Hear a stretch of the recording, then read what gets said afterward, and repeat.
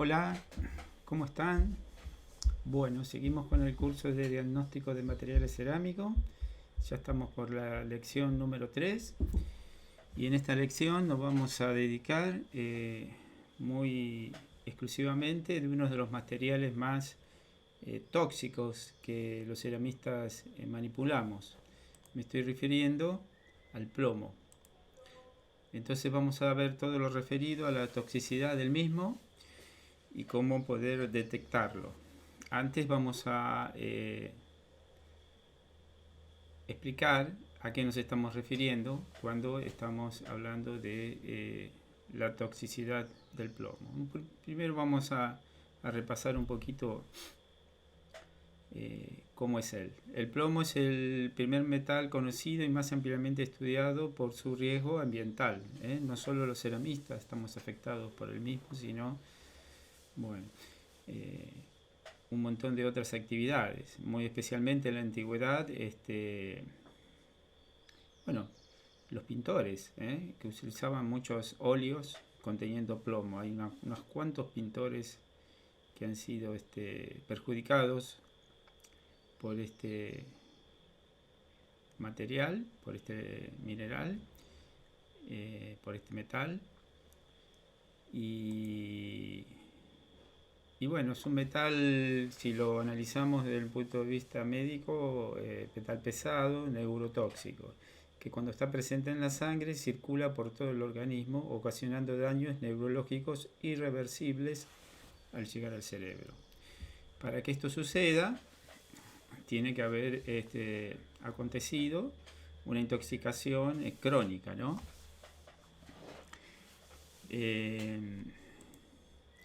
Cuando el plomo entra en el organismo, después ahora vamos a ver cuáles son las formas que tiene para ingresar a él, las enzimas que metabolizan los aminoácidos azufrados lo transforman en sulfuro del plomo.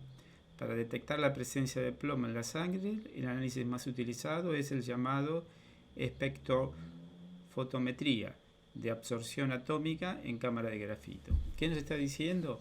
Bueno, primero, una vez que nosotros tenemos que el plomo ingresó a nuestro organismo y a nuestro sistema digestivo, ¿cómo va a ingresar a nuestro organismo y a nuestro sistema digestivo si nosotros no estamos en voluntad de hacerlo? Pero bueno, cuando nosotros trabajamos podemos estar tocando el plomo crudo, siempre estamos hablando de plomo crudo. ¿Cuándo tocamos nosotros plomo crudo los ceramistas? Y cuando estamos componiendo esmaltes con carbonato de plomo, con litergirio o con miño.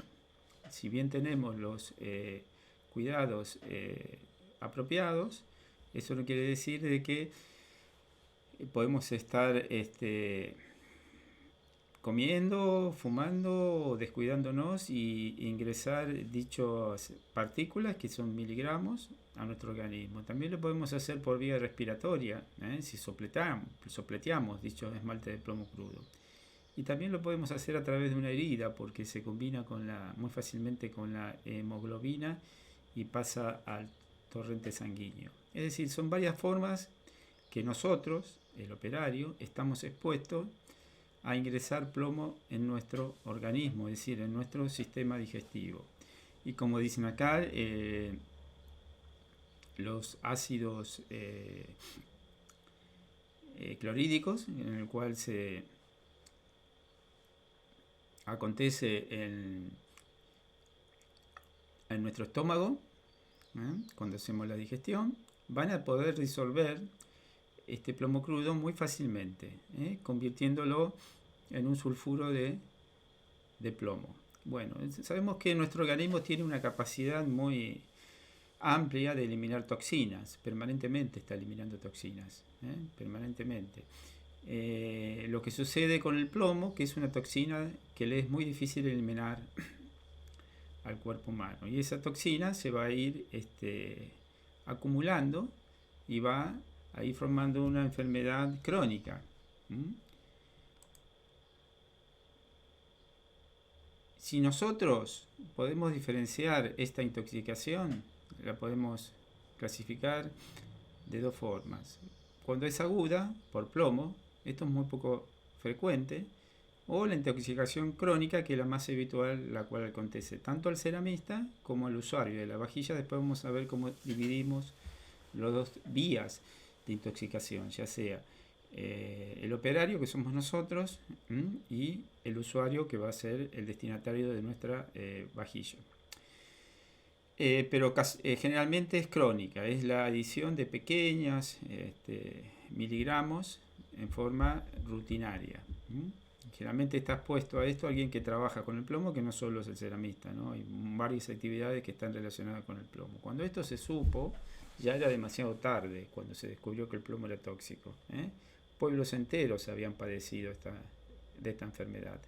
Muy grave, y de muy difícil, primero diagnóstico, y después vieron cuál era el examen para diagnosticar, que hasta costaba deletrearlo. Bueno, es un examen que no es muy común.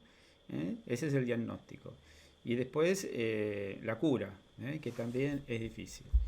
Entonces nosotros, los ceramistas que manipulamos este metal, este mineral, tenemos que tener los recaudos y el conocimiento necesario. Los recaudos, pero si no tenemos el conocimiento, no podemos tener los recaudos. Así que en esta clase vamos a ir por el conocimiento, para después saber cómo tenemos que cuidarnos y cuidar al otro, ¿no?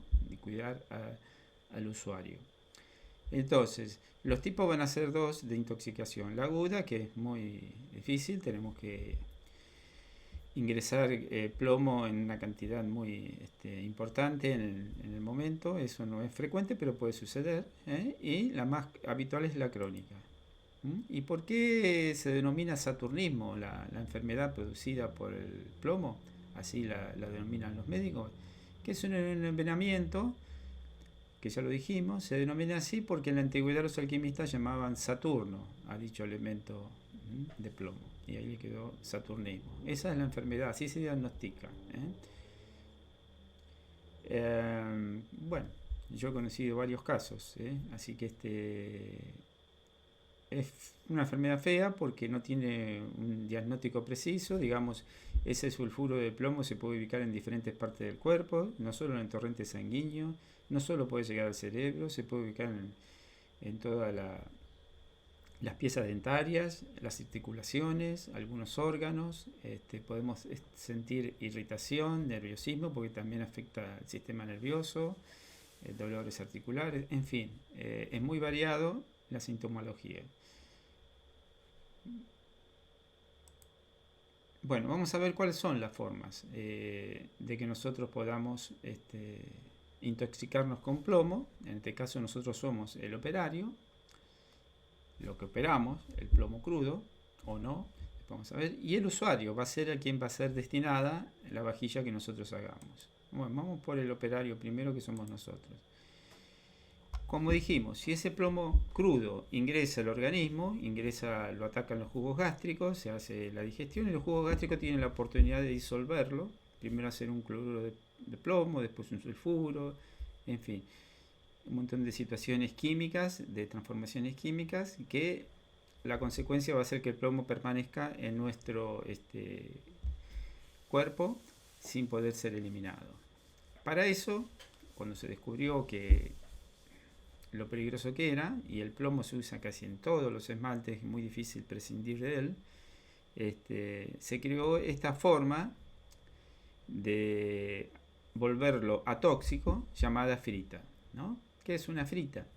Como lo vamos a ver ahora, la frita es agarrar el plomo o el esmalte que está compuesto con él, llevarlo a una temperatura en el cual pasa de estado sólido a estado líquido, y es decir, se convierte en vidrio, y una vez que se convirtió en vidrio y estando en ese estado líquido, se lo extrae a través del chorro que provoca ese estado líquido, y se lo vierte en agua, se cristaliza, se estrella en agua y se cristaliza, es decir, se vuelve otra vez vidrio en una forma de escama. Después se muele y queda un polvo que nosotros lo conocemos. La frita, para nosotros lo que vemos es un polvo blanco, pero ese polvo blanco es vidrio molido o esmalte molido.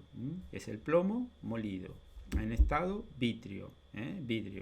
Entonces, si nosotros lo ingerimos, los jugos gástricos lo atacan, pero no tienen la oportunidad de disolverlo porque ya está hecho vidrio.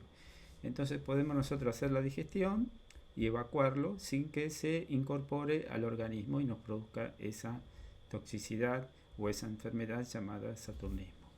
Así lo podemos resolver fácilmente. Entonces la frita, que es lo que le acabo de explicar, que ahora lo tenemos acá en imagen, aquí está la masa ya disuelta, la masa ya fundida en estado líquido, se estrella en agua. Esto por supuesto que es una foto artesanal de unos alumnos. Esto en la industria se hace con enormes hornos y chorro constante donde van produciendo la frita. Fabricar frita no es algo que se puede hacer en forma artesanal, se puede hacer en forma artesanal para pruebas, pero en forma ya para consumo mayor se hace en grandes empresas. Bueno, pero aquí se está haciendo la frita. Queda así las escamas que después se muelen nuevamente, más todavía, a malla 200 y se convierte en una frita para uso del operario. Y así el operario no corre peligro de intoxicación, como dijimos. Los jugos gástricos no pueden disolver esto. El plomo crudo, que es el miño, el itergillo o el carbonato de plomo, sí. Bueno, ahora vamos al otro actor, el usuario. Cuando nosotros hacemos una pieza, una taza, una vajilla, y la destinamos a un usuario. Si ese plomo con el cual está compuesto el esmalte no está bien formulado y no está bien horneado, puede ser que se solubilice en contacto con alimentos ácidos, y la mayoría de los alimentos son ácidos. En contacto con alimentos ácidos y expuestos unas cuantas horas, 12, 24 horas, esos ácidos pueden atacar la capa del esmalte y disolver plomo si el plomo no está bien fundido, digamos, ¿no? Y extraer el plomo. Si lo hacen y hacerlo en una forma rutinaria, como dijimos, va provocando miligramos de plomo al organismo y con el tiempo se va formando esta enfermedad crónica llamada saturnismo. Si la vajilla o la taza o el vaso o el plato solamente se utilizó para tomar agua o para comer y no se depositó ahí un alimento ácido durante horas, no va a desprender el plomo. Pero como todos sabemos, una cazuela, un bols, siempre es el contenedor de sobras de alimentos, de una mermelada, de una salsa, de una ensalada, de un jugo, todos elementos ácidos, y va a la heladera, y en la heladera queda ahí horas o días, y en esas horas o días está desprendiendo plomo, tomando plomo, atacando el ácido, la masa vítrea y desprendiendo plomo. Y después cuando nosotros ingerimos esos alimentos estamos ingiriendo el plomo que se desprendió del esmalte. Entonces, ¿cómo sabemos si el esmalte del cual nosotros utilizamos para esa vajilla desprende plomo? Bueno, hay varias pruebas para hacer. Una muy conocida es la prueba del sulfuro de sodio. Hay reactivos que ya vienen en drogas que ya vienen en formato de farmacopea que ustedes lo pueden comprar, más que nada en droguería industrial, y pueden hacer la prueba. No sé si existe acá en Argentina, pero sí que en Europa existe. Hay leyes muy severas en Europa. Entonces con una gotita de un reactivo se puede saber si la vajilla que vamos a comprar desprende o no plomo. Nosotros también, porque podemos usar esmalte de plomo para vajilla, pero tiene que estar bien regulado, bien formulado y bien horneado. Muchas veces, como esa regulación y esa horneada a veces se nos escapa de la mano y no podemos dominarla bien, evitamos poner plomo en la vajilla que va a ser de consumo. Se evita, por lo menos por la parte de adentro donde va a ir el alimento, por la parte de afuera lo podemos hacer. En síntesis, no quiere decir que un esmalte de plomo sea tóxico. Si está bien formulado y bien horneado, no es tóxico. Pero para saber si está bien horneado y bien formulado, generalmente hay que hacer una prueba de calidad. que eso es muy difícil, nadie lo hace. Entonces, por todos esos motivos se evita poner plomo en los esmaltes, que van a ser utilizados con comida.